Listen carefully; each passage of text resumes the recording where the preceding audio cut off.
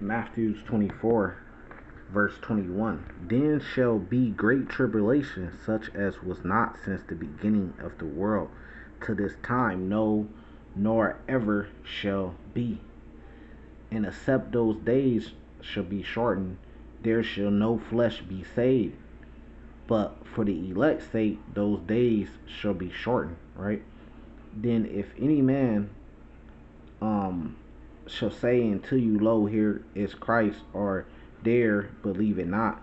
For there shall rise false Christs and false prophets, and shall show great signs and wonders, and so much that if it were possible, they shall deceive the very elect. We'll start off by giving all praises to Yahweh Bahashem, Yahweh Shai Bahashem Rakah Quadash. This is Kadash. Getting straight to it. This guy, um, he did an interview on Vlad's channel just to give you some little background to it. You know, talks really good, seems really cool, seems like he's on the people's side, but there's a twist to it. Now, what I'm gonna go into is what I believe and my opinion on it. So we're allowed to have our opinions on different things. And we're gonna see if we wrong or right. A lot of times, you know, let's just say the elders and stuff. You would hear them say something that's their opinion. You don't always take it as just because they're saying it does say the Bible. Sometimes it's just their opinion. And you even have examples in the Bible of prophets, apostles, disciples giving their opinion, not the word of the Lord, but giving their opinion on different things. But that's a different story. So this is Dr. Stephen Greer, right? And his big thing is he's been seeing aliens. He's seen UFOs. He's been working on them. He knows the deep inside, well, the inside information of the deep state, or what we would call the elites and the truth, or stuff like that. He knows the behind the scenes things that's going on with the whole alien conspiracy thing. Now, me personally, this is my opinion. Me personally, I think he's a double agent. You know what I mean? So yeah, it's a difference. Of course, if you ain't got the proof for it, you ain't supposed to put that on a brother. If we talking about Israelites, could he be an Israelite or not? I don't know. I personally don't think so. But I'm just telling you, man, like, off my wisdom, my knowledge. And then that's another thing. We're also allowed to have discernment. You see what I'm saying? And based off my discernment, my wisdom and knowledge, and thinking on it, not just coming to a conclusion, but just actually thinking on it. Such thing as a double agent. When you talk about a double agent, you got a guy that's acting like he's working for us, the people, so called. Let's just use us, the people, in the example, right? Even though we know the difference, of course, with the Israelites and the other nations, right? But let's just say us, the people, right? But he's acting like he's an agent, like he's going undercover. He worked on these UFOs. He's seen these different things, and he's leaking this information out. So he's against the government, but he's working on our behalf. But what makes him a double agent is I believe he's actually working with the government against us, but making it seem like he's working for us against the government. A double agent. And some of the things, let's just get straight into it. Some of the things that make me feel that way is, first off, he been coming out with this information for years and years and years. When have you seen somebody come out with this type of information for years and years and years, and they didn't get silenced by the government? And when I say silenced, you know what I mean. They didn't get put to death. Somebody in their family, they didn't get into a random car accident. They didn't die of a random heart attack. You know what I mean? For years and years and years, he's been bringing this information out, and they didn't get silenced by the government. All because he has security. The government is so powerful. When we say the government or the elites, we talking about the elites, the real government, not the fake faces. That's just the face government. We talking about the real people that are governing the earth behind the scenes, the elect, the chief house of Esau, Amalek. You know what I mean? So they could make your security work against you to kill you, man. That's how much power and influence they got, man. You see what I'm saying? So when has that not happened? So if they not trying to eliminate him, they allow him to go on shows in front of millions of audience millions of people in the audience like Vlad, Joe Rogan. These guys got these YouTubes and these different channels with millions and millions of subscribers. Even if you're not a subscriber, you see their videos. The videos getting 300,000 million views in one day. You see what I'm saying? So when have they allowed anybody to come out and speak like that and they ain't silencing them?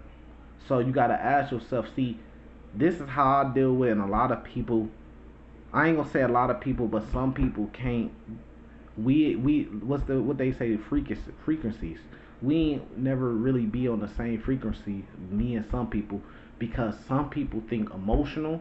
I go off facts. What's the hardcore facts, right? Because after the emotional shit is like smoke and mirrors. When that shit clears down, all the emotion, I feel this way, I feel that way, but I feel this way. You're left with hardcore facts. You see what I'm saying? That's what matters. All that emotional shit is smoke and mirrors. You see what I'm saying? So I can't vibe with a lot of some people because of some people go off their emotions. I deal off the facts. You see what I'm saying? So like, just like if you go in the Bible, what did the Lord call? He said, "You are brothers." Only call one Father that's in heaven. That's your Father. That's your God. You are all brothers. You see what I'm saying? And then, so that's the facts, but the guys don't like to go with that because they got feelings. They want to be ranked. But when you deal with the law, statutes, commandments, it's not respecting a person. So even the law, statutes, and commandments that came from the Lord to Moses, to the Israelites, right, deals with Israelites everybody being really equal. Because you don't really get no special privilege except for special positions, and that's not really a special privilege like being a priest or something. It's just you still got to keep the law, statutes, commandments too. You see what I'm saying? So, but you actually got like more restrictions, if anything. You can't do this or do that, or do this or do that way, right? But that's for the service of God, so that's different. But just on a base level. But like my point, getting back to him, when you deal with the facts, the government always silence people. He been going for years and years on these big channels, and the government hasn't silenced him. So what I think is going on is now this is my opinion. What I think is going. That's why I started with Matthew 24. It says if it were possible, they should deceive the very elect. You see what I'm saying? Because a lot of people will be deceived by this. They would say, "Man, look, he's on Vlad TV. He's down with the culture a little bit." You see what I'm saying? There's a brother that's interviewing him. You know what I mean? He kind of relate to him. They doing little jokes back and forth. You know what I mean? Having a good time. He's against the government, so he gotta be for us. You start to fall into that. That's the smoke and mirrors. You start to fall in. Well, he's coming out against the government, but you never heard of a double agent. So just think about it. Here it is. The Hebrew Israelites, we on the highways and byways in every city, and we yelling at the top of our lungs to the world that the Lord is coming back. The UFOs that you see are the chariots. It's called chariots in the Bible. If you go to 2 Kings chapter 2, 2 Kings chapter 6, right? Chariots of fire, right? Chariots of Israel, right? So we out here yelling that. We all on the YouTube. We putting up videos every day, every other day, whatever. You know what I mean? Thousands of videos. Each brother. And we telling people, look, the UFOs that you're seeing, those are the chariots. That's the Lord and the angels, and they coming back to kick Esau's ass. The kings of the earth and their armies, like it says in Revelation 19. The kings of the earth and their armies, just like it says in Revelation 19. Which goes right along with Revelations 12, starting at verse 7. The dragon and his angels is the same thing as Revelations 19, the kings and their armies. He's coming back to kick Esau's ass, and Esau's trying to get prepared for it. You see what I'm saying? With this whole space force and all that shit, he's trying to get prepared for that fight because the Lord is putting the spirit on him. So then it's convenient for a guy to come out, like a guy like this, to come out and say, hey, no, you know what? There's aliens, and there's 60 different species of aliens. So let's deal with the facts, bro. If you had 60 different species of aliens, everybody would have seen encountered an alien by now. You see what I'm saying? If you had that many different species of aliens, so what do? They got some like pack between all the aliens that Don't let yourself be shown to humans. Like, come on with the bullshit, man. Like me personally, what I always told y'all, like just like with it says in Revelations 4, I told you, um, what I think, that have people seen like gray aliens, skinny aliens. I think so, but I don't think they like. It's hard to say because the way that the Lord could make it, He could make like a robot, but it could be a biological robot. So like the way that we think of a robot is, it's like metal. But like you technically is a robot. Your body is a robot, but it's like a biological robot. You see what I'm saying? So if I want to make a robot, why do I gotta make it with metal when I can make it with actual biological skin, flesh?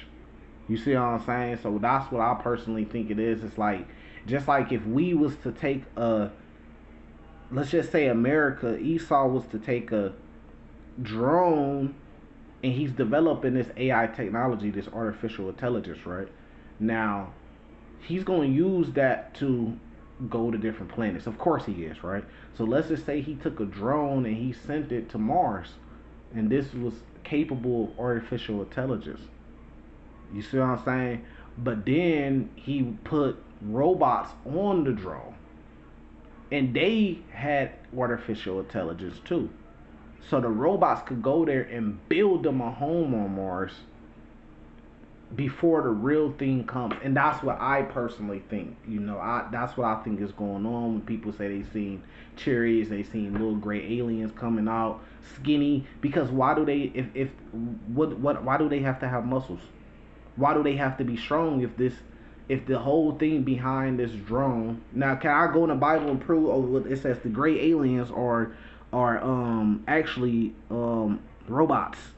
I can't prove that, but that's why I'm pointing to, if Esau could do it, where you think he get it from? Nothing new under the sun. So if Esau could create robots to do work for them, what makes you think that the Lord can't do that or hasn't done it?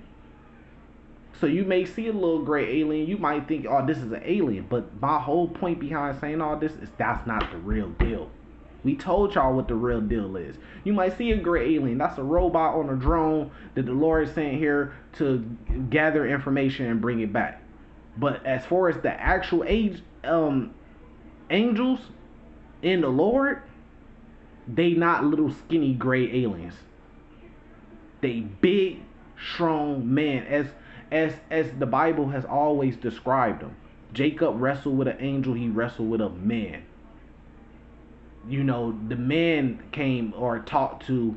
It's always been sometime, different shapes and stuff like that. Like you got the whole thing with the burning bush. But when it speaks about an angel, the angel is actually speaking to the prophets to give them understanding of the prophecies. And it describes them as men. Big, strong, dark-skinned men. See, so if a guy gets on Vlad, he ain't talking about that, then he ain't talking about the real deal. Then that raises my antennas up to say, okay, what is he really on? I gotta look closer, cause everything what it appears is a lot of smoke and mirror bullshit. So that's my personal opinion. You gotta watch out, because I personally think that it's a lot of double agents, and their job is to go out there and combat the information, the truth of the Bible that we're giving them, and go out there with another story, and they probably fuck around and come with the whole Anunnaki shit. So they trying to spin it to get it to that. When we keep telling y'all gonna find out. What you call aliens is the angels and the Lord, and they coming back to kick Esau's ass, to go war with Esau, man, and deliver the Israelites. It's just that simple. So don't be fooled by these guys, man, when you looking into this shit, man. It's 60 different species. I seen an alien face to face. Man, come on, man, with the bullshit, man. Multiple times. Come on with the bullshit. Esau, I believe some of the things he said, and that's the thing, is always a little truth in there. I believe Esau got some technology that we don't know about, that he's trying to develop, but he's trying to copy off the Lord. But that's back to my point. Where is he getting the thought to make a what you would call a UFO, to try to create one himself. Where is he getting that from? He had to see the real thing and try to copy it, man. But the real thing is out there, right? All you got to do is read about. Go read Second Kings chapter 2. Go read Second Kings chapter 6. You know, and many more books in Isaiah. Go read Zechariah 5. Go read Second Esdras 13. Go read Ezekiel 1. It clearly tells you what you call a UFO, what they are and what they have done here and been here. Go read the book of Second Maccabees. Right? This is so this is a good lesson, because really it's going out there to just tell you, like, get prepared, because they finna come with a lot of delusion. You know, our time is almost up. You know, you got the famine of the word finna come in. And our time, because we not gonna be teaching forever. I don't know if you knew that or not. We not gonna be teaching forever, man. We are here for a point in time to teach this truth and do what the Lord tells us to do until the Lord says time up. And guess what? The elect, the sheep, gonna hear his voice. But guess what though? That strong delusion, the false prophets, and the false the liars, the haters of God, like it says in Romans 1, man, they finna go strong. This place is gonna reach peak wickedness before the Lord destroys it. You probably wondering, like, man, it can't get no wickeder than this. Watch the next couple years how wicked this place finna really get, man, and how many lies and things and deceptions that they finna come out with. How you think the whole world, pretty much the whole world, gonna take the MOTB? They finna come with deception, man. Crazy deception, man, with some of the shit they finna come with. You ain't gonna be able to believe your eyes, man. They clone Tyrone ain't got shit on on the deception that's about to happen right now on Earth, man. When you see what goes on with this mark of the beast, man. I got a video coming on that too. So I'm just trying to get you prepared, man. Like, buckle down. They finna come with strong delusion, man. And it is not just the mark of the beast. The whole alien thing, the Anunnaki shit, man. They finna come with strong delusion with that shit, man. But really, it's the government that's behind it. But it's gonna seem like it's groups fighting against the government. Those are called double agents, man. But they really working for the government, man. This is 2 Corinthians verse 11. Lest Satan should get an advantage of us, for we are not ignorant of his devices. So you can't let these devils get an advantage over you. Don't be ignorant of his devices. What's one thing that's going to make you ignorant of his devices? You forgetting, right? One of the most important rules when dealing with this devil, right? You forgetting one of the most important rules when dealing with this devil, which is what? Never trust thy enemy, man. I don't care if he said something funny. I don't care if he rubbed you the right way, not in a literal sense, but, you know, if he has a good vibe or good demeanor, or, you know, he talks good, or if he's just a very likable guy. I don't care. Bro, this is wisdom and knowledge. Never trust thy enemy. You know, Ecclesiasticus chapter 12. This is in Apocrypha, right? Verse 10. Never trust thy enemy, for like as iron rusteth, so is his wickedness. Though he humble himself and go crouching, yet take good heed and beware of him, and thou shalt be unto him as thou hast wiped the looking glass, and thou shalt know that his rust has not been altogether wiped away. Set him not by thee, lest when he has overthrown thee, he stand up in thy place. Neither let him sit at thy right hand, lest he seek to take thy seat.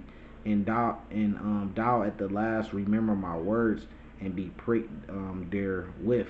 You know, and it goes on, and it goes deeper, right? So never trust thy enemy. And who's our enemy? Well, you know, that goes It's a lot of different ways you can answer that question, but that goes back to the basics.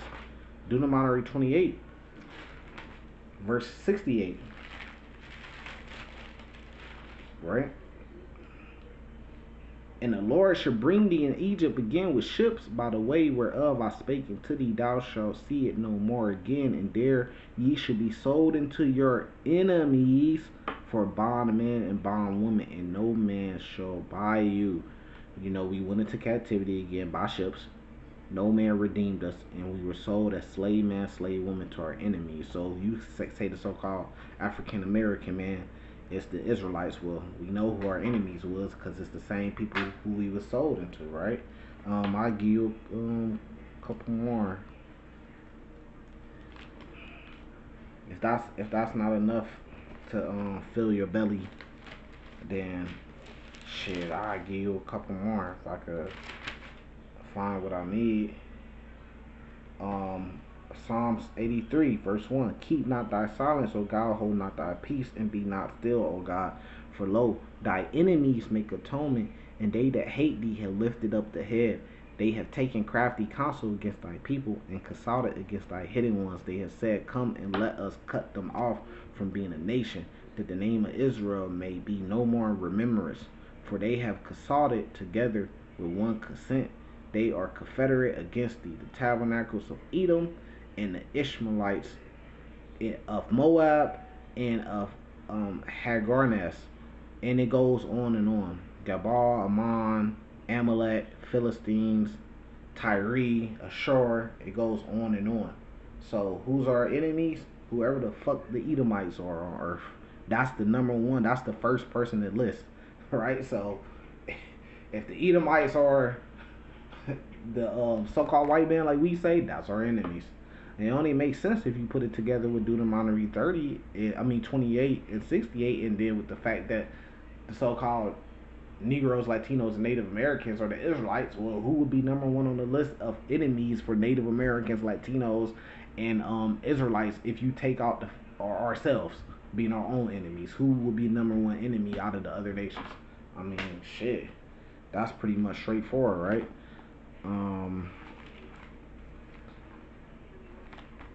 I'll just leave you with this because I'm just cooking in the spirit. Isaiah 14, verse 1. For the Lord will have mercy on Jacob and yet choose Israel, and set them in their own land, and the strangers shall be joined with them, and they shall cleave to the house of Jacob, and the people shall take them and bring them to their place, and the house of Israel shall possess them in the land of the Lord for service and handmaids, and they shall take captives who captives they were. So if you say the so-called black man is an Israelite, if you believe that, well, who took us in captivity? Well, we're going to take them in captivity because they are our enemies. And they shall rule over their oppressors. So whoever is oppressing us is definitely an enemy of us, right? So with that, I'm going to say salvation to the elect. Shalom.